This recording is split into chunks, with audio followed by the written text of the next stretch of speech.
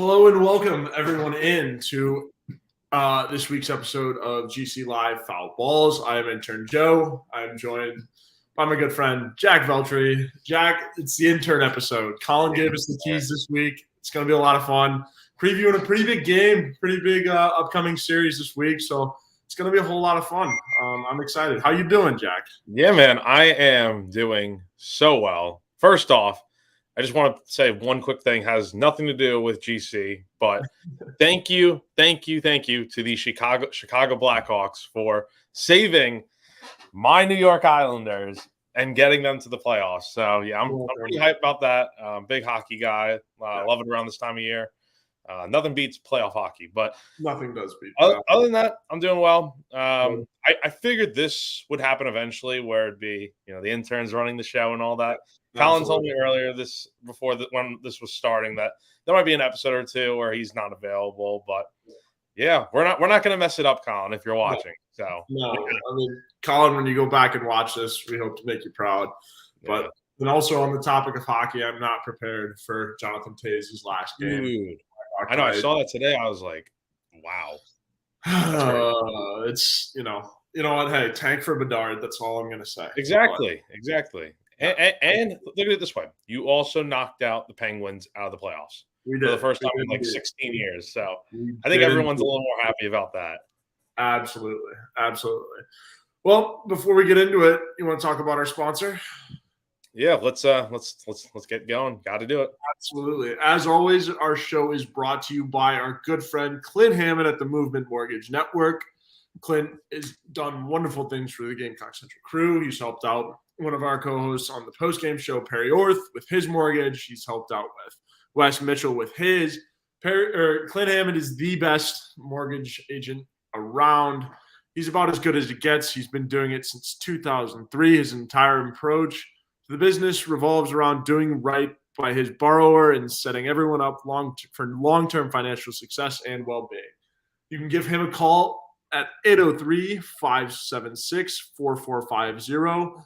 Once again, give him a call at 803-576-4450 for all of your mortgage needs. Clint Hammond's a man, Jack. He helps bring all of the Gamecock Central programming to the viewers and stuff like that. So he's the man, the myth, the legend, Clint Hammond. Give him a call for all your mortgage needs as you need him. So getting right into it, Jack. Segment one, LSU was in town in Columbia this past weekend. I was not in town as I was in Augusta, but you were. And I did catch, a little bit, and I've gone back over the box scores enough. So, Jack, kind of give me your initial thoughts on the LSU series, even though Game 3 got rained out. Yeah, I will. I hate to say it, but I wasn't at any of the games. However, I did watch from afar, my home in Fort Mill, as Colin was covering it. But from what I did see, I watched a little bit of the series, and obviously I've kept up with the box scores and all that. Yeah. But good series. Nothing to really be ashamed of, honestly. Yeah. This is the number one team in the country that you're facing, and South Carolina really did hold its own. I'm curious to see what would have happened in a Game 3. Obviously, it kind of ended on a sour note with the grand slam there in, I think it was like the 7th or 8th inning. That Kate Austin served up, and he's been really good this year, which was kind of surprising to see him do that. And then obviously they lose the lead next inning, so it's a tough note to go out on. But overall, it was a really good weekend. Honestly, good week in general. Don't forget, UNC was number 13 in the country, and they shut them out 6-0, I think. So there's really nothing to be upset about. I think last time Colin and I spoke, I think what we said was a good week for South Carolina would be 3-1. You'd also be satisfied with 2-2. Heck, I mean, honestly, if you even go 1-3, it's not the end of the world because there's still a lot of season left to play. Yeah. But man, I mean, this team looked really good at times. Honestly, throughout the entire week. Take out that grand slam and the loss there, and it's honestly a really solid week. So nothing to really hang your head about. There's bigger fish to fry down the road.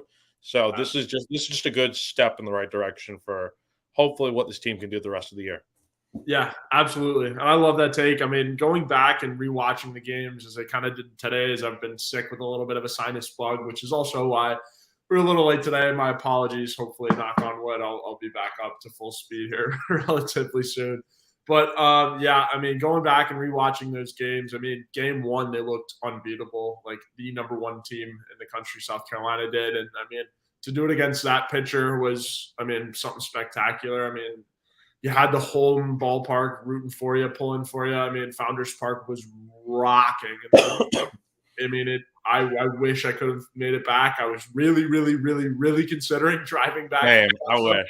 And just screwing up my sleep schedule, but I chose better of it, which was probably a good idea, as I'm tired as it is now. But, I mean, game one, they looked like world beaters, man. Against that pitching staff, too, I was very impressed. I mean, game two, you thought they had it in the bag, and then just Cade Austin in that grand slam, and just it was right there. It was so close. And I mean, you know, it's just a little error by Cade that cost them that game, and you know, it happens. That's baseball. And unfortunately, it was a grand slam. Like, I mean, the pitch he served up for sure, but like, I mean, it was unfortunate that there were three other runners on base and he couldn't really get out of the jam. That's just baseball and the timing of it all. It's unfortunate, but you know, usually you move on and take them to game three. But I mean, as we know, the weather was just awful all weekend long. I mean, the Masters trees were falling and stuff, and it's just ugly days in Augusta.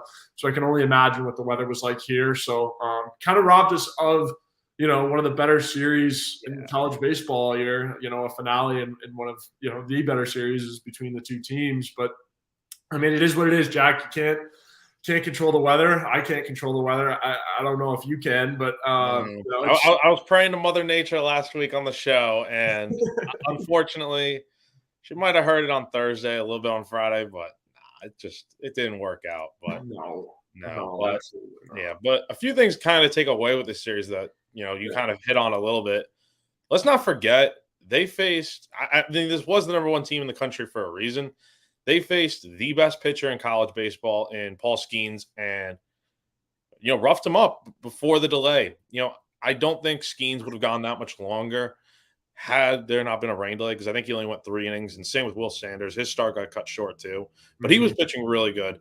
The big thing to take away is that this team hit well against the best guy, you know, best pitcher in baseball. You know, he hadn't served up a home run, I think 160, you know, at bats this season, which is mind-boggling to think about. I think his ERA was 0.81, and he had like 80-something strikeouts. He's a really good pitcher. He was a good pitcher when he was at Air Force, and now he's arguably the best pitcher in the country for sure. And to be able to hit against him really well throughout the entire weekend, honestly, is such a good sign. And I do feel like eventually, I know we got robbed of the final game of this series. I wish it was just a normal weekend series without the doubleheader and whatnot and the uncertainties of the weather. But it was a really good 2 games for what it's worth. And I wouldn't be shocked if we see these teams face off in the SEC tournament in Hoover, or I mean, it's also even possible they face off at some point during, you know, either probably not the regional or super regional, but maybe the College World Series if both teams get that far. I certainly do think they could. And I mean, I would love to see another game between these two. Put Skeens and Sanders back in the round against each other. Let's let them duke it out again. I mean, this is what college baseball fans probably dream of seeing. 2 of the best teams going against each other, especially from the same conference. That's another really big thing, is that they're both from the same conference, and you know, the SEC is thriving in baseball as it normally is. Yeah, absolutely. I mean, the SEC for baseball is about as good as it's ever going to get. I mean, I take that back, because I mean, every year it gets better and better and better and better and better. But I mean, Jack, if you're a baseball fan, especially in the SEC, it's exactly what you want to see. Like, this is about as good as it gets. Like, I mean, half of your conference is ranked in the top 25. I need to go back and like look at that and figure out how many teams exactly. But you know, it's going to be really, really, really interesting to see how everyone kind of finishes out. And I mean, it's kind of like the Big Ten in football. If I'm going to take it down to football illusion, like the Big Ten, they always start the season with a bunch of teams ranked, and then they just beat the crap out of each other. And it's like, who's going to remain? I think, I mean, in terms of SEC baseball, it's good for competition, because obviously, like, the best team will come through, and you'll see it come tournament play, and we'll we'll see how many teams can make it. I mean, to Omaha, it's going to be really, really exciting. And as Todd brings up, tough series at Vanderbilt this weekend. Absolutely. One of the hardest series they're going to face. I mean, obviously you got through LSU without losing the series, but also not winning it. So there's wins and losses in there for sure. Yeah. But I mean, I'm excited. We're going to preview Vanderbilt. We've got a whole big long segment dedicated towards that towards the end of the show. But the SEC is just jam-packed, Jack, and I'm glad you brought that up because it seems like every week you're facing a murderer's row of talent, and it's ridiculous. It just gets better and better every week. Yeah, that's how you prepare for the bigger games down the road. You go through this gauntlet, and you're better because of it. And also college baseball is just better when South Carolina is good. So I agree completely. Much more enjoyable I can speak for Colin on this. Much more enjoyable than it was last year. So. Yeah, I'm sure. Yeah, Colin has talked about his stories from last year, and it was not pretty. But he got through it. He made it through alive. This is the reward for what he had to go through last year. Yeah, that happens. And, I mean, same goes. Ice was talking about how much fun it is these teams and whatnot. So. Same goes for our good friend Andrew Eister. All right, Jack, you want to get to the offense a little bit before we get to pitching, and then might as well keep talking about that offense because we've hit the tip of the iceberg talking about them. So we have absolutely. Yeah. So let's get going on that offense. So what'd you think of the offense? Throughout this weekend. A lot of it. There was plenty of offense to go around. Everybody was getting their serving and more. Against how you're coming into the series, all you heard about was how good the LSU pitching staff was. And I mean, I was pleasantly surprised how high scoring these games were. I mean, in terms of South Carolina's pitching staff, which again, we'll get into, it didn't necessarily surprise me on how many runs LSU hung, but it did surprise me, I guess with all the hype and LSU's pitching staff and, oh my God, they're so good. Their ERAs are so little and all of this. I mean, I was surprised a little bit that, these games were so high scoring, and I know how powerful this offense is. And I mean, it's a murderer's row, Jack. Like I said, everybody can hit just about. Doesn't really matter who you put in there. Braz has shown his clutch factor a little bit. I mean, Dylan Brewer's doing his thing. Stoney last week, a couple weekends ago, he had his 2 home runs. So, everybody on this team can rake, plain and simple. And I think we saw that against LSU. And we'll get into our hitters of the series, but there are a couple guys that just stood out in unbelievable fashion. Yeah. And again, you give those guys a bat and they're going to go do their thing. It's pretty impressive for sure. Yeah. It really makes a big difference when the whole lineup is hitting. For a time, I felt like you have the top of the order, 1 through 5, maybe even 1 through 6. These guys can all hit, no problem. Nothing to really be concerned about. It's just that bottom of the order, 7 through 9, that's always been concerning. And when you get guys like you said, Stoney hitting the ball well. I know Dylan Brewer's kind of in the middle of the order now. He's hitting, I think, 5th now. But he was that 8-9 hole guy, and he's tearing the cover off the ball. Ever since that game, I think it was definitely the start of the Clemson series where he really started picking it up. And then in Greenville, he played against USC Upstate and really shined and did well, and he's been playing really well ever since. So, if you have the whole lineup hitting well is just really good to see, and it's going to make such a big difference as the season goes on because you can't have just, your big bats doing all the work. This team strikes out a lot. They're going to walk a lot. They're going to hit a lot of home runs. But the difference, I think, in the end is that if you can have at least a majority of your lineup seeing the ball, hitting the ball well, not just home runs, all sorts of contact, you're in a good position to make it kind of far. Because I know pitching at the end of the day makes the difference in winning these big games and whatnot, especially in the postseason. But hitting also has to be there as well. And I think right now South Carolina's got the tools to make that happen.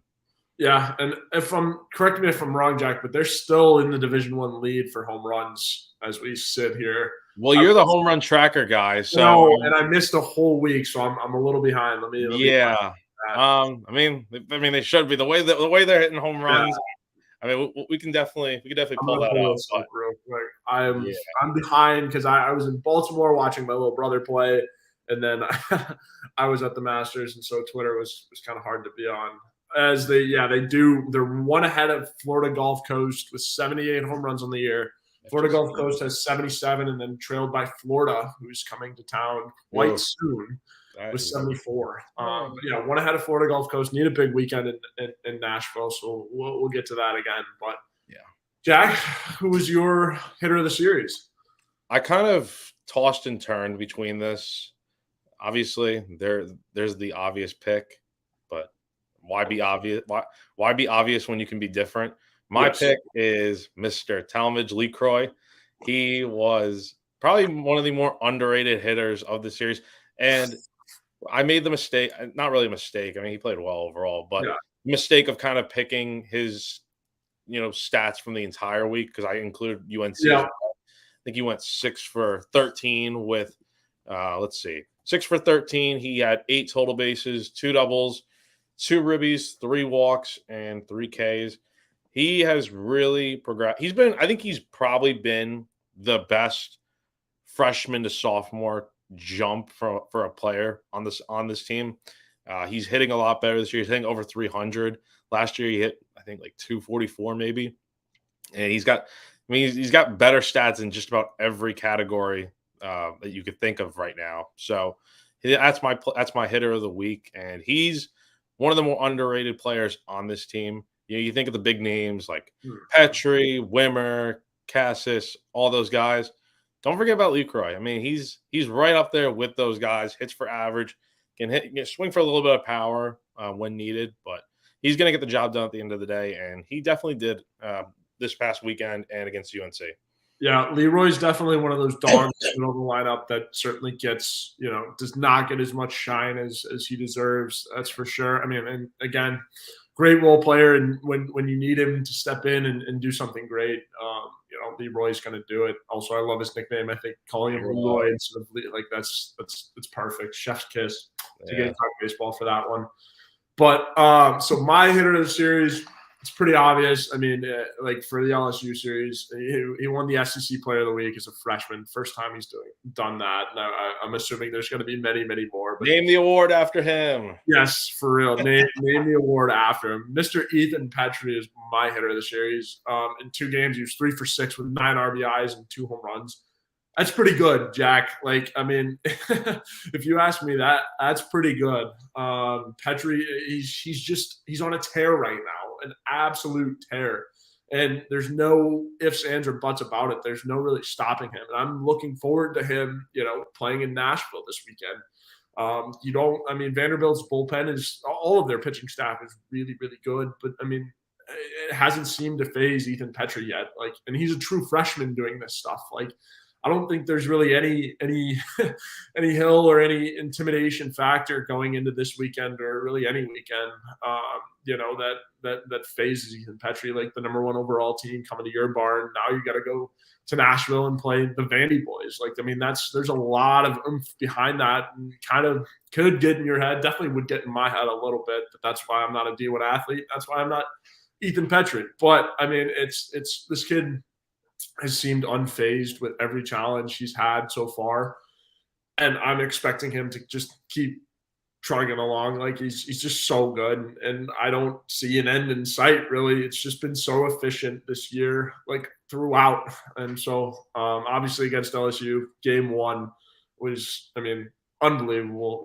Lit the place on fire. Even on my rewatch, I got up from my couch and I was like, let's go. Like, I could feel the energy. And I mean, so shout out Ethan Petrie. He is my hitter of the series. But anyways, Jack, want to get into pitching and defense from this past weekend? Yeah. Let me just say one thing real quick. I'm going to need Petrie to kind of cool it down a little bit, though. My girlfriend talks about him all the time, how much she loves him. That's her boy and all this and that. I can't compete with that. Look, I stopped playing baseball in high school. I hit a few bombs here and there, but Ethan, man, you got take it down just a little bit. You're too good, man. Like, Come on, like I got a lot to work with here. So Mr. Steal Your Girl too. yeah, man, Apparently, Mr. Steel Girl, like come on, man. Jeez Louise. That's our one request. Ethan Petrie, if you're watching, chillax. Yeah, man. Yeah, simmer down a little bit. But Yeah, anyway, absolutely. back to business. Sorry. Yeah, back to business. I love it. But yeah, no, the pitching and defense was. I mean, yeah, they let up quite a bit of runs, but I mean, overall against the number one team in the country, it's especially in game one, it was tip top shape. Like it was about as good as it gets. And had you not had that weather delay, I would have thought Will Sanders would have gone a little bit longer. I mean, he was looking good, and again, like you said earlier, the weather delay kind of got into his start a little bit, but. I don't know, Jack. How do you feel about the pitching and defense, and what were your thoughts from this week and weekend? I thought it was good overall. Nothing to really complain about. If you want to get all annoyed that they gave up a ton of runs, all right, guess what? So be it. Yeah, It's baseball. It happens. You're going to yeah, give up runs. You're going to lose games. You can't go 56-0. It's not going to happen. You're going to lose games. So, and sometimes it's going to be because of the pitching, but not necessarily this past weekend. Obviously, Cade gave up the grand slam that kind of sealed the deal, and then Eli Jones gave that go-ahead run. But overall, take that stuff out, and the pitching was really solid. I think had the delay not happened in game one, I think you really could have seen Will go more than 3 innings. It's a shame that his start got cut off because just remember, he didn't pitch against Mississippi State. He had that week off, and I think it really benefited him. His mindset was definitely, more on par with what we're used to, that dog mentality of throwing strikes and you're not going to catch up with my heater and all this stuff. So he pitched really well in the 3 innings that he did. And then the guy that's always been I think he's honestly probably the most underrated arm on this pitching staff is James Hicks. He gave 4 solid innings after the delay, only gave up 2 runs to arguably one of the best offenses in the country, and did really well. And then on Saturday, you had Chris Veach, who we'll probably talk about a little bit later. He shoved, and so did Mr. Mahoney. I feel like every week we talk about this guy. He's such a good 3 in that rotation. Obviously, he's now moved up to a 2 due to unforeseen circumstances with Mr. Noah Hall. But the pitching looks really well, and then the defense really solid this weekend. Nothing really too big to complain about. Just an overall really good weekend, both offensively, pitching, defensively, all that stuff. So, yeah, absolutely. And I think the pitching staff was about as good as it expected it to be. Yeah. Besides, without Noah Hall, like going into that weekend, he was your ace, and we talked about it in weeks past, like about how important he is to the pitching staff and how it was him and Jack Mahoney that 1-2 punch, and now you're left without him going into Vanderbilt, one of the biggest series of the weekend. And we'll talk about that too, about like who's going to start on Sunday. And I mean, also to all of you watching, hit us in the comments, any questions. We have a Q&A segment as usual at the end, so please hit us. I know Wayne asked one earlier. We'll get to that a little bit. But anyways, so yeah, without Noah Hall, it is left your rotation with like the bare bones, your superstar that was coming into this year that was expected to dominate and do all that kind of been lacking in Will Sanders. Now he's picked it up. And I think if obviously you don't want like anybody to get hurt, but whatnot, but I think Noah Hall getting hurt has definitely motivated Will Sanders to get back up on his game because he was tremendous against LSU. I mean, I thought he was a lot better than we had seen him, leading up to this series and like the benching and all of that. Like I just thought that Will is starting to progress more, and like we were curious about the benching. Is the benching going to do things for him? Is it not? Is it going to be beneficial for him? And I personally I think it was he spun a pretty good game up until that weather delay on Friday or Thursday night. Yeah, Thursday. Yeah, so it was Thursday. Yeah. So I personally, I think we can agree or disagree with the benching, but Will Sanders is back. And personally, I think it's because the absence of Noah Hall, he realized he has to step up his game a little bit more. Mm-hmm. And then obviously you're left with Jack Mahoney. And Mahoney was so good. And we'll get into him in a couple seconds, just to give you a little hint once we get into our little pitches of the series. But Jack, and two, another thing I did want to bring up as well is how good the staff was against UNC Upstate. The midweek game on Tuesday, it was a platoon effort. It was like, they used everybody, and everybody pitched pretty well. I was impressed, and you kind of figured that going into this game, they would only throw guys like 30, 40 pitches ish. So that way they'd have everybody for this weekend series. And boy, did they. I was impressed. Defense obviously was good and whatnot. But I think, taking the midweek games like they did against UNC Upstate with the the platoon style of pitching and saving everybody for the weekend, getting people, a couple hitters here and taking them out. I think that's the way to do it in the midweeks. I don't know how you feel. Yeah, look at South Carolina winning midweek games. Something we just didn't. Yeah. So I think I don't want to misquote Colin on this. I saw it on Twitter the other day. I think I can't remember what the exact tweet was, but it was something about how all the relievers had, I think, under 29 pitches, which is really good because most of the time when you're throwing like 30 or more pitches, you're kind of going to be shot out of luck for pitching in the weekend to come, unless because it's tough when you don't have that many days of rest. You can't be throwing every single day, and if you're out there throwing every single day, you just you're going to get roughed up every now and then. But yeah, it was good to see the bullpen with all those guys. They used so many guys on Tuesday, and they all did really well. Nothing to really complain about. It's kind of the same old. Most guys are doing really well, and this bullpen has taken such a big step forward compared to last year. Like their ERA was, I don't even want to say it. It was bad. Like it was, I think like in the sixes maybe. I can't remember off the top of my head, but it's a big difference this year with all these guys. You have guys like Nick Proctor, obviously Veach, Becker, Austin, all these guys doing really well in your bullpen.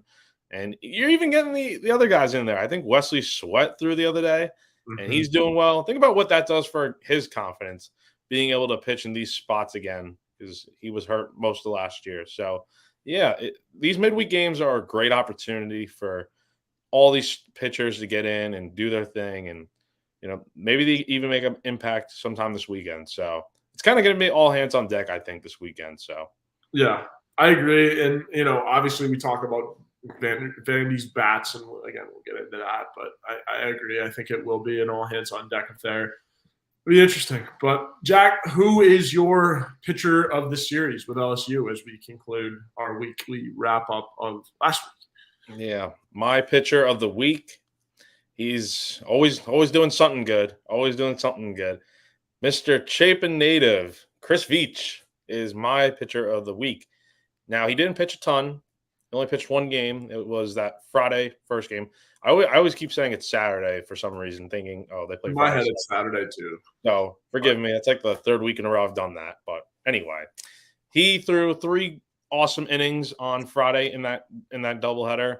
He pitched, or not even doubleheader. He threw right after Mahoney, which was it was a great outing.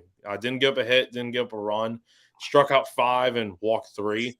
He seems to be. I think it was the right move this year to have him be a pitcher compared to a hitter. I mean, I heard he was a good hitter in high school and all, and I mean a pretty good pitcher as well. So I thought maybe he could do the dual threat, kind of doing both sort of thing. But it seems like pitching is really his sort of thing. He pitches with swagger too. I love the McGregor walk that he does off the mound and stuff. I love when guys do that stuff, and it just gives them an edge, I think. And he's definitely that guy. Throw him in any situation, he can do the job, and he definitely did against LSU. Yeah, absolutely. I love that pick. Beach is he's a dog, man. And like I remember them saying he was going to go 2 ways, and like honestly, I think with the bats they have in the lineup, they don't need him to go 2 ways, but watch out for next year. He probably will. He can also rake. He was hitting nukes in the fall, and I was like, who the hell is this kid? He's a good hitter. Yeah, don't forget that. He's a good hitter. Very good hitter. Very good hitter. So I love that pick, Jack. Very good pick.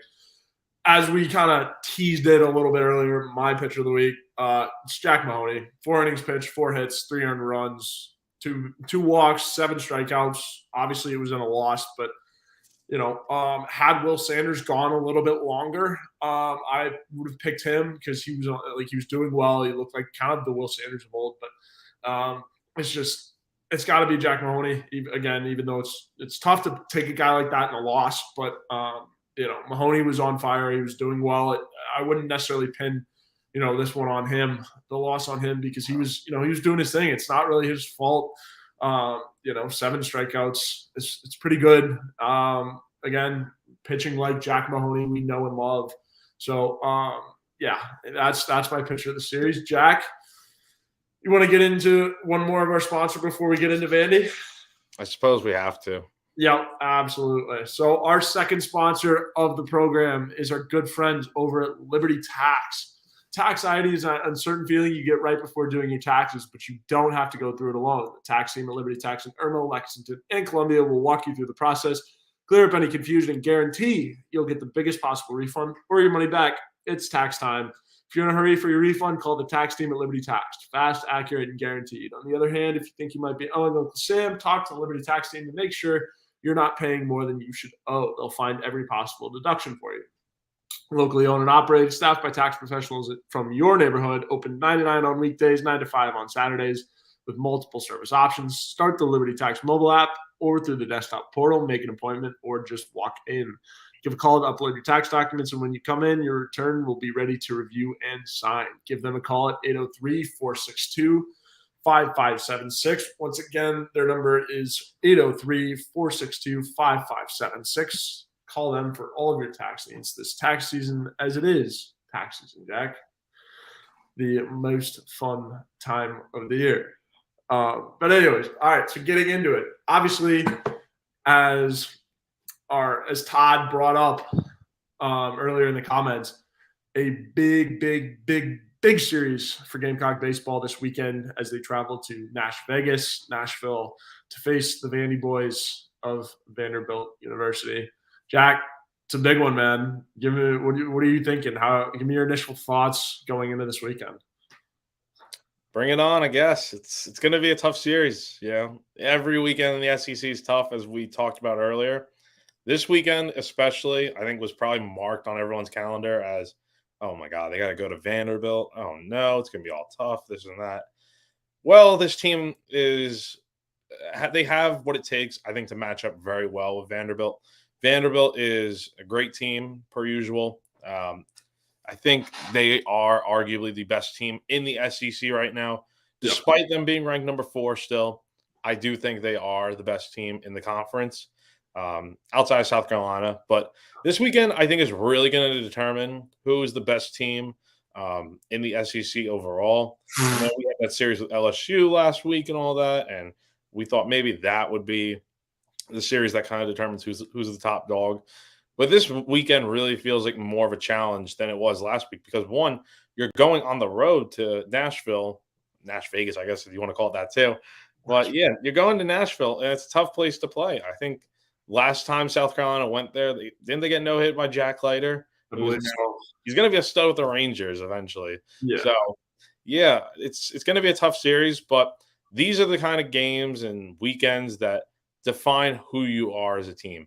If South Carolina can find a way to grit and fight their way through what's going to be a tough battle every single pitch and find a way to win the series, you got to be as confident as ever, even more confident than like taking it out on LSU. So, yeah, it's gonna be tough. But if they do the little things right and take advantage of any Vanderbilt mistakes, anytime you get a Vanderbilt mistake, you got to take advantage. So if they can do that, they should be pretty good.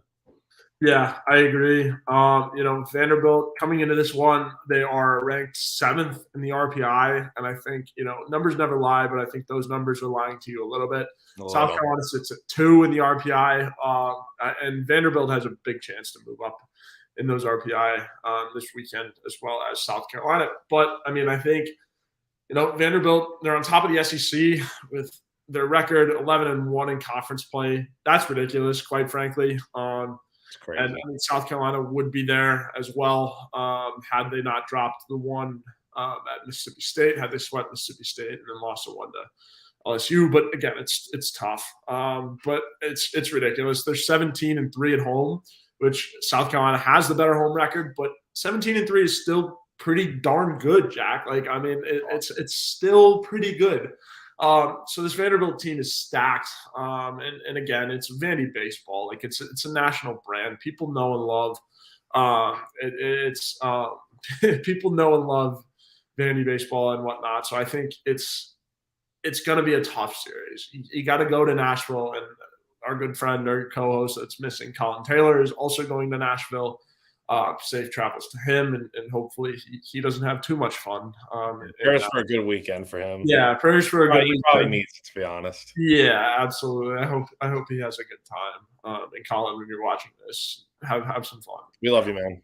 Yes, we love you too. Yeah, exactly. But yeah, it's going to be a fun weekend of baseball as well. Like, I mean, it's a good old fashioned SEC gritty road trip. You know, like it's gonna be really, really fun to watch. And again, like I said, the Vandy team's stacked, so is South Carolina. So I'm looking forward to it. I know you are, Jack, as well. So this brings up a big question. Who starts on Sunday? Because we've talked about the South Carolina pitching rotation, and we know the absence of Noah Hall is absent this weekend with the back spasms and whatnot. I believe it was back spasms. But Noah Hall out of your order. You bump Jack Mahoney to Saturday, so it's Sanders, Mahoney, and then Sunday is a big question mark. Jack, who are you putting in that Sunday slot and why?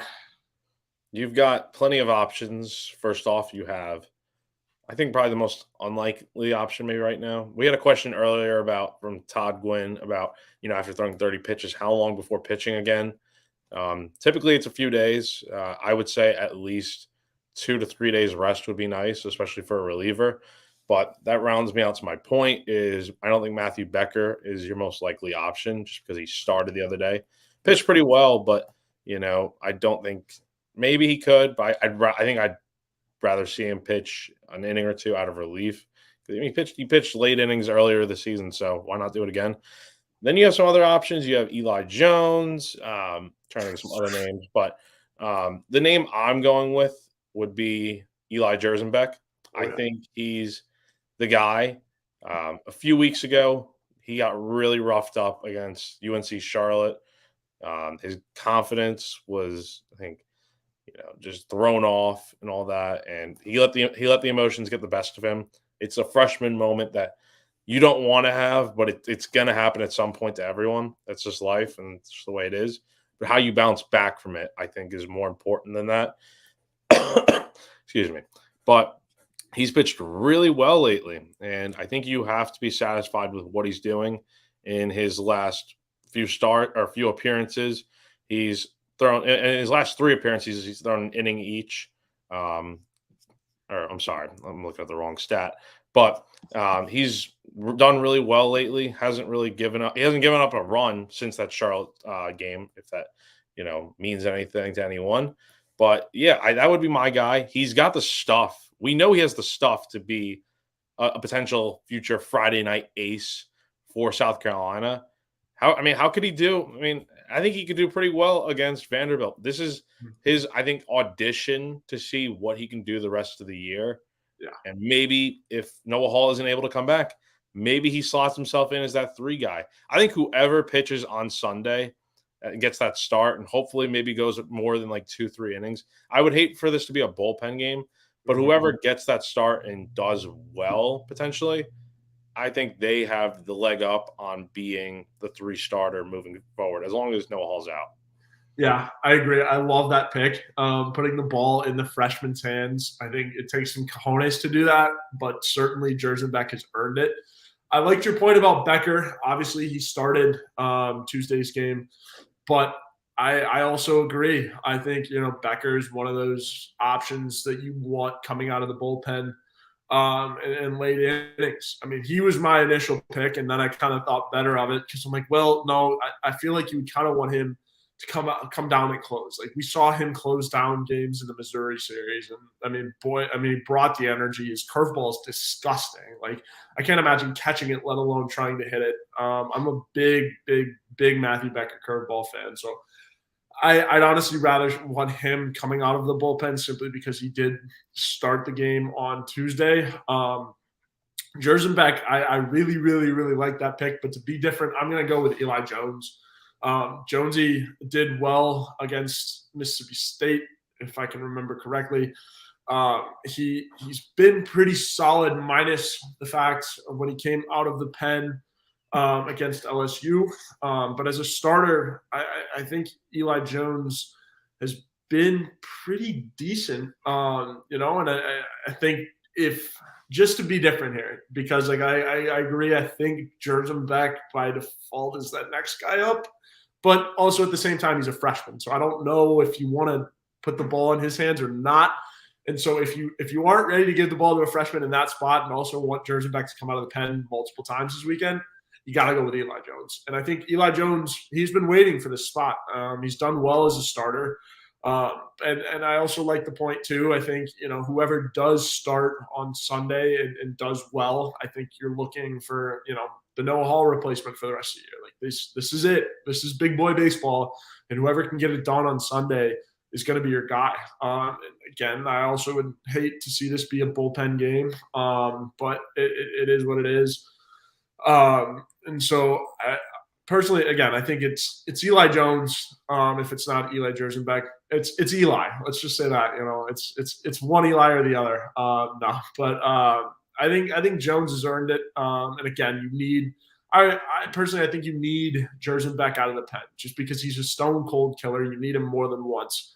I would hate to have him, come out of the pen or not be able to come out of the pen when you need him. And granted, the bullpen is very, very deep with Hicks and Becker and Austin. And granted, Austin gave up the grand slam, which happens. It's baseball. But this pen's really, really deep. But I think Jerzenbeck's a killer no matter where you put him out. And so I think if you were to put him into close a really tough game, I would hate for him not to be able to do that. If you have to throw Becker to close or something like that and lose, a Veach or, vice versa. If you have to use some arms earlier on in the weekend, I would hate to not have Jerzenbeck at your disposal. But that's my guy. Eli Jones would be my pick for that Sunday slot. And yeah, I would think, it's definitely between those two too, as well. I mean, you could see a little bit of James Hicks as well, like kind of in that they could give James Hicks a run if whoever they throw in that Sunday slot doesn't do well. I mean, we talked about it, a lot on the show, Jack, is like this staff has so many different arms that can be starting pitchers in this league. And guys that were last season, we saw, Hicks started some games, Cade Austin started some games. There were quite a few pitchers on this staff that started games last year. So, I mean, it's Eli, right? Like, it's got to be Eli. I think speaking just from, let's say I'm Mark Kingston, I would think he would probably go with Eli Jones. Mm-hmm. Just because Eli Jones, granted he's a redshirt freshman, but he has that experience of now pitching in an SEC, like making starts in the SEC, I should say. He pitched, I think, 4 really good innings against Mississippi State.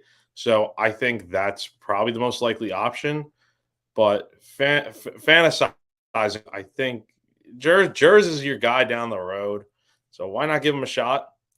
With Jones kind of struggling lately. But I also really could see just the piggyback sort of thing I like referring to with Jones, then Jers. I think that works. Or Hicks in Jers' place. But we'll see what happens. So ballsy pick from with the Jers pick, but I love it because Eli Jerzenbeck's a stone cold killer, man. Yeah. He is. He really is. And he doesn't show any emotion. He's just locked in. Like it's just that's what you need.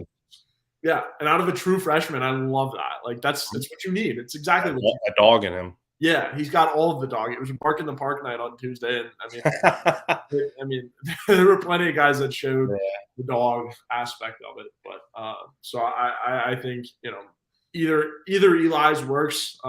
More likely be Jonesy, but I can't say enough how much I would love to see them wheel Jersenbeck out there. That takes some cojones from Kingston for sure. Mhm. True freshman in a top 5. No, well, I apologize. Yeah, top 10 SEC matchup on the road. Wheel a true freshman out there. And granted, he's been dominating, but man, that would take some cojones. Absolutely. Definitely would. Yeah. But I guess kind of continuing on about Vanderbilt, this pitching staff is really, really, really, really deep. They have a 3.18 ERA cumulative. That's hard to hit, man. Like it's really, really hard to hit. So, Jack, my question for you is, how do you keep the bats alive throughout the weekend? Not just in one game, not just to be able to win the series, but how do you keep them alive from front to back?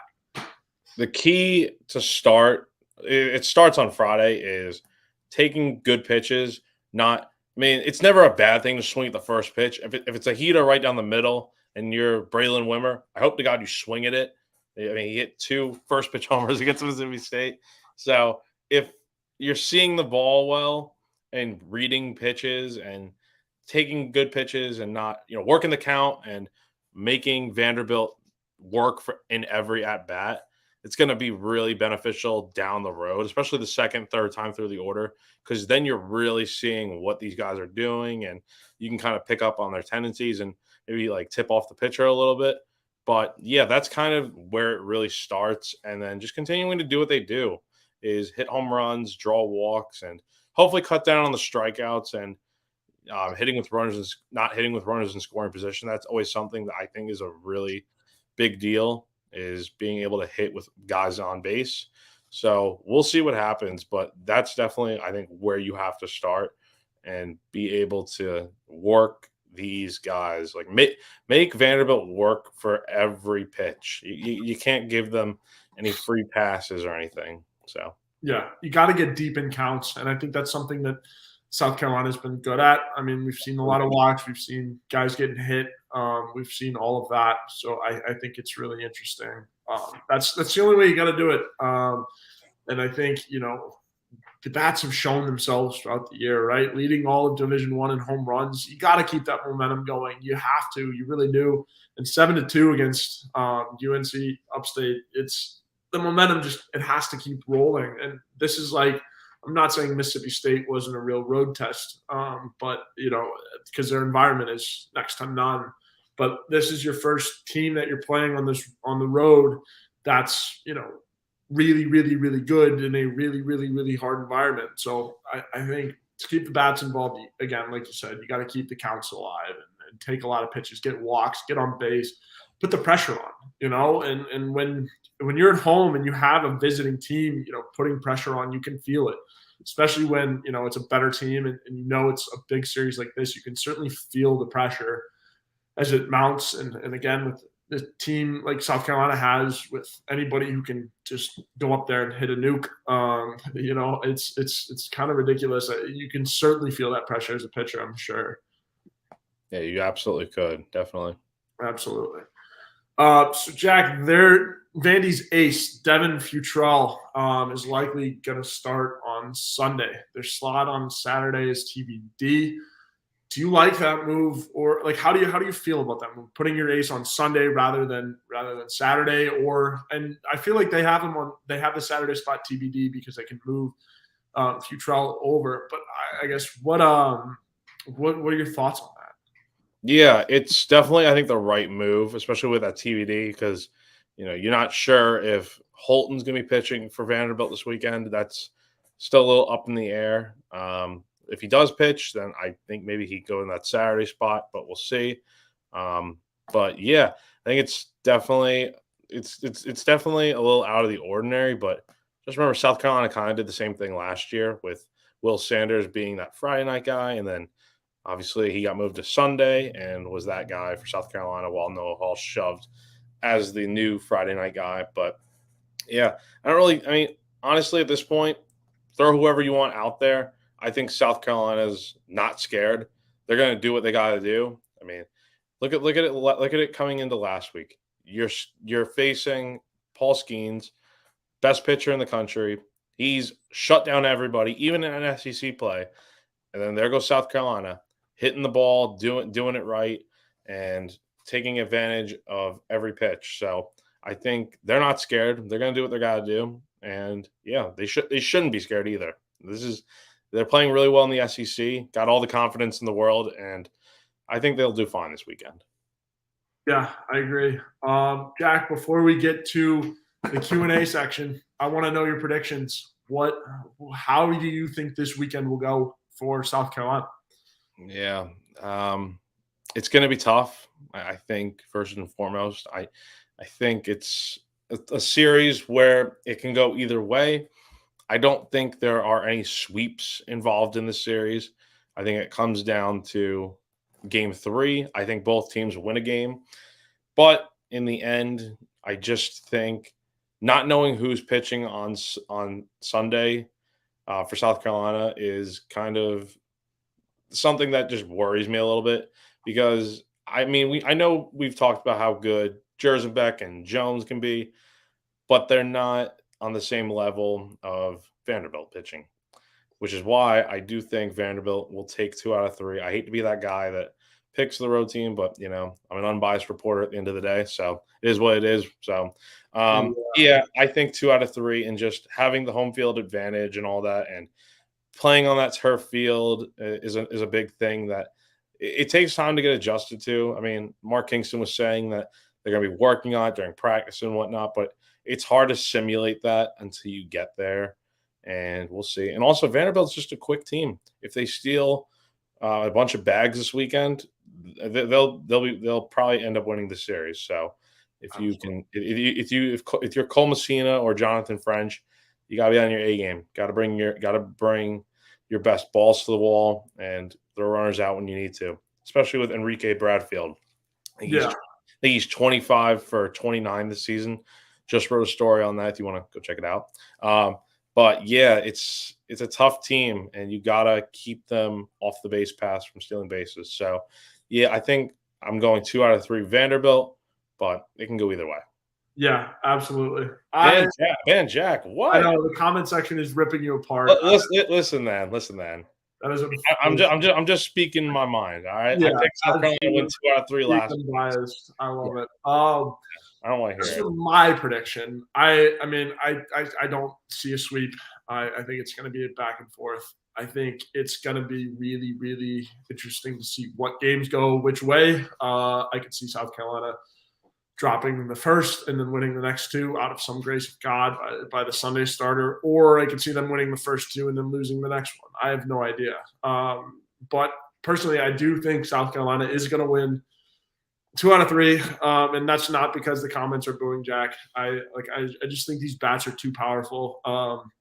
And now, granted, for some reason, the way Eli Jones got it done at his last start, I think there's some kind of magic behind that question mark at starter for TBD for Sunday. For some reason, the team kind of rallies behind it. And I like that. Like I'm with that.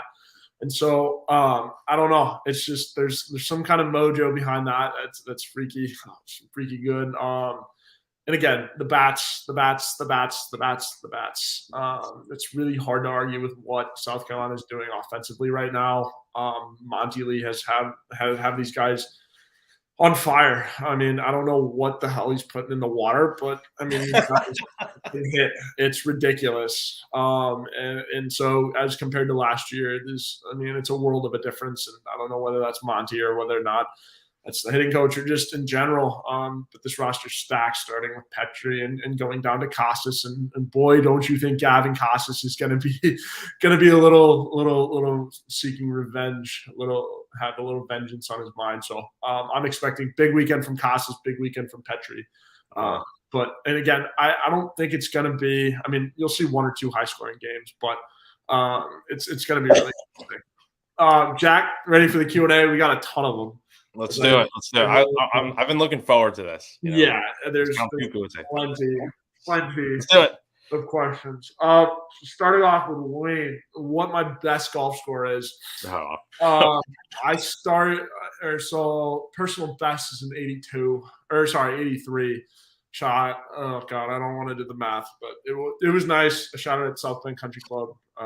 Played the first half with my brothers, and then played the next back half by myself. So that was fun. But anyways, out of everyone on the football team, this is a good question. Everyone on the football team besides Stone Blanton, who would be the best on the baseball team and why? Jack, go ahead.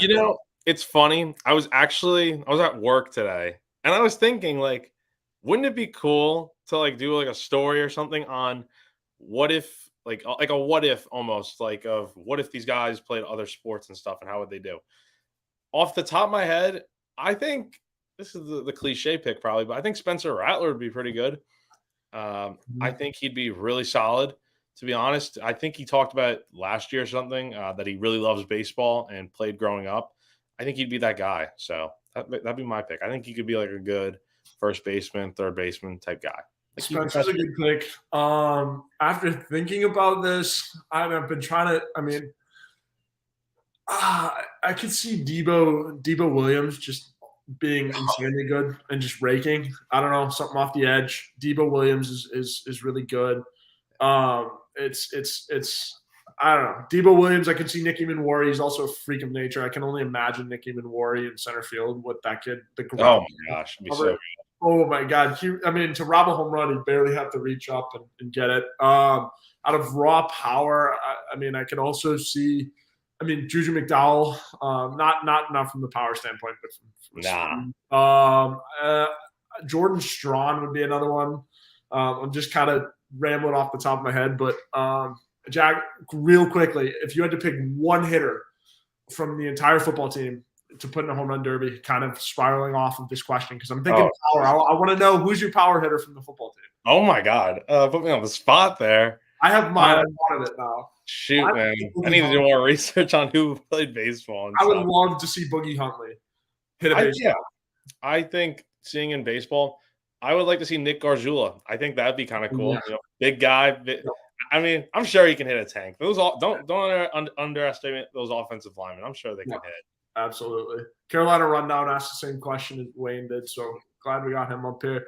Todd asked, after throwing 30 pitches, how long before pitching again? It's a couple days. We kind of talked about that a little earlier. I tried answering that question earlier. I think it's typically 2 to 3 days. That's kind of the standard rest you want to have for a bullpen guy. But it's not uncommon for someone to go another day in a row.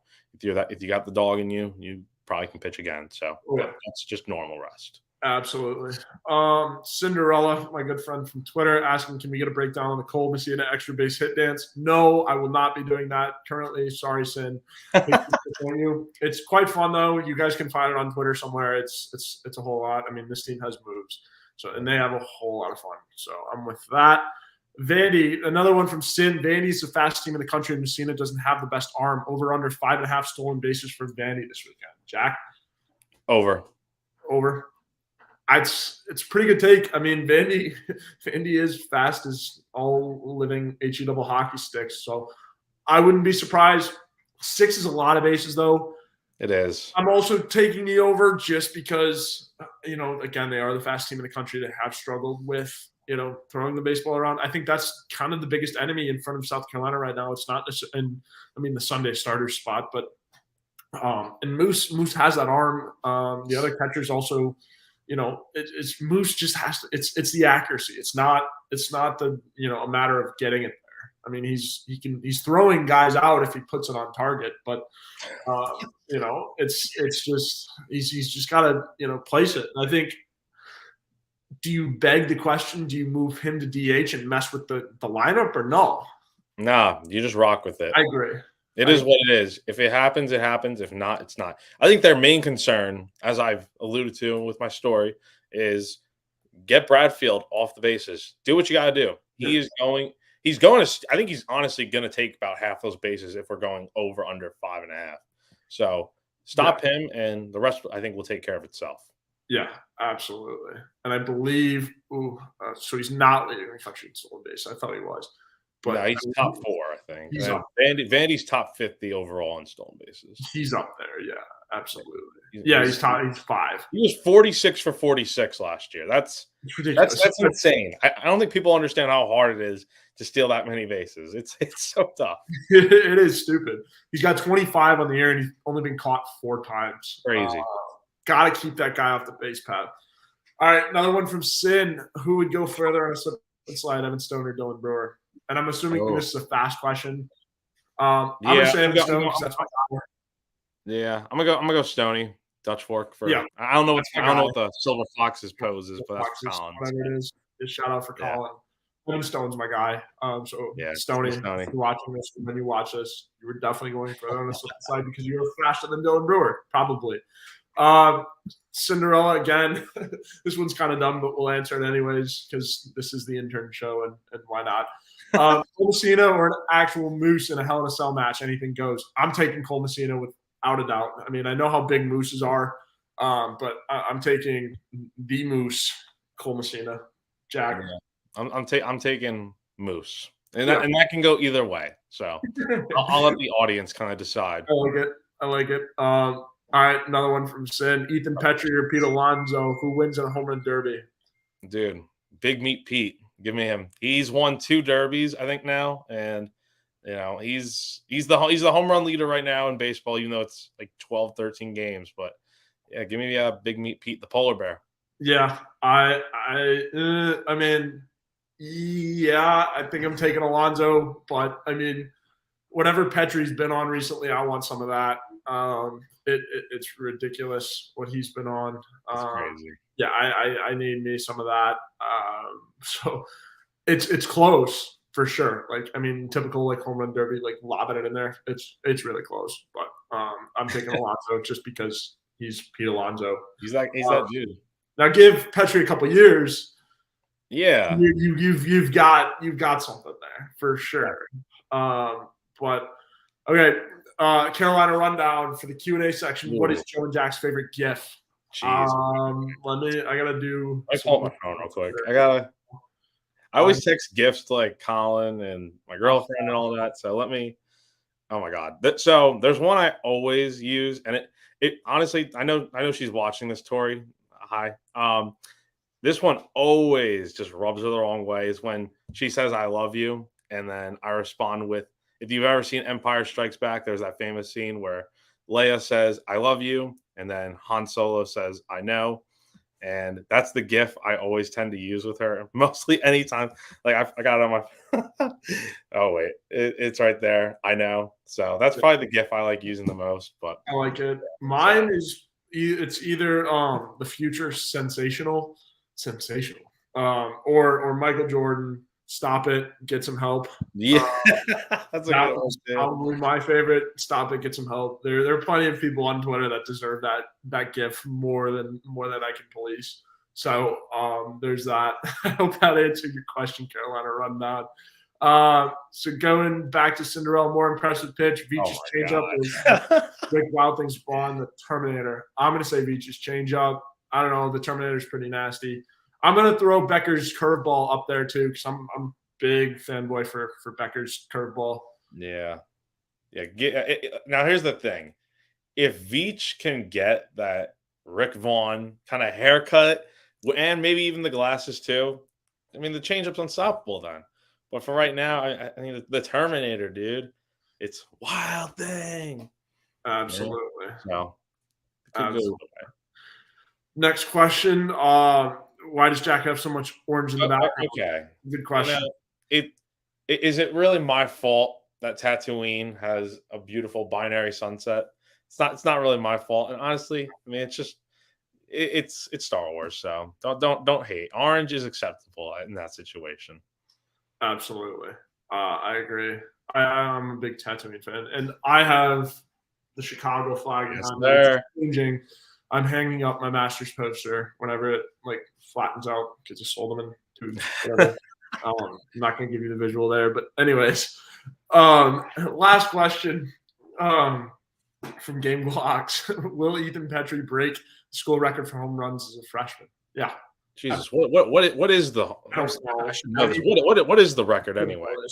Let us know in the comments. What is the record for home runs? Someone in the chat kind of know. Home runs as a freshman. Sorry, kind of feel bad not knowing that. I know, same. Like I don't Colin here, guys. So yeah, but if it's not, what's he at right now? Like 17. He's at so what? Hold on, Petri's at what, like 16 right? No, Yeah. hold on. Someone's saying 25. All right, if it's 25, it's doable. I mean, Yeah. there's like another month and a half left. At the pace he's hitting at, he honestly could get to 30 if he really wants to. Oh yeah, absolutely. But Thank you, John Edward, for he'll break it. yeah, absolutely.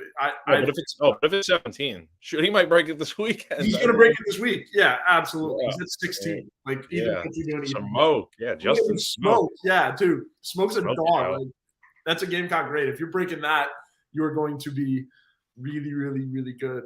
Todd, we appreciate the donation. Thank you for watching Pairings with us without a full-time staffer. I hope you guys enjoyed the intern show. Yeah. We had a lot of fun. Thank you for the awesome questions, by the way. I really have enjoyed this part of the. Absolutely. Jack, hi. What's up? Shout out. What's up? But yeah. Everybody, thank you for tuning in. I hope we did a good job, Colin. If you're watching, we hope it made you proud. But anybody, thank you guys for tuning in. We will talk to you guys on Monday following the Vandy series. But anyways, thank you for tuning in, as always. All right.